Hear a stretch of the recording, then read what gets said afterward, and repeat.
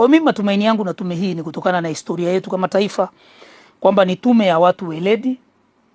Nikiangalia aina ya wajumbe wa ile tume, kwanza mwenyekiti tu wa lile jopo, Jaji Chande, ni mtu ambaye historia yake, CV yake ni ya kimataifa, hana madoa.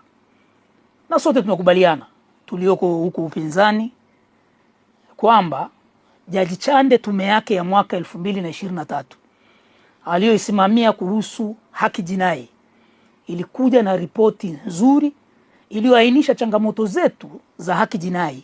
Kwa hiyo matumaini yangu ni kwamba tume hii imeundwa na watu ambao wana ueledi wa kutosha, hawana madoa, wanaaminika ndani na nje ya nchi yetu. Kwa hiyo hilo tu linanifanya niamini kwamba tume hii itafanya kazi yake kwa umakini mkubwa.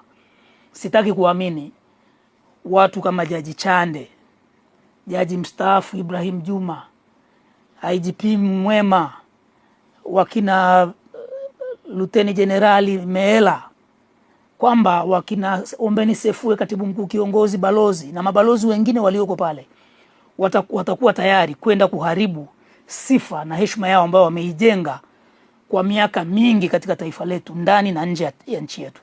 Kwa hilo linanipa matumaini, niamini tume, na ndio maana niko tayari kuwashawishi na wenzangu tuipe tume nafasi itimize wajibu. Ni muhimu sana kwa wananchi wa nchi hii kuipa nafasi tume itimize wajibu wake, ije na ripoti, ili kama taifa sasa tukishajua tulijikwaa wapi, tuanze kutafuta majawabu kuanzia pale tulipojikwaa, tuanze kusogea mbele tukiwa wamoja kama taifa na kama nchi moja ambayo haina mjomba wala shangazi wa nje ya nchi. Amini tume hii ya Jaji Chande ina uwezo wa kwenda kufanya hiyo kazi, kwa sababu ni tume ya watu weledi na wenye uwezo wa kufanya hii kazi kwa maslahi mapana ya nchi yetu, na ni wazalendo kweli kweli kwa taifa letu.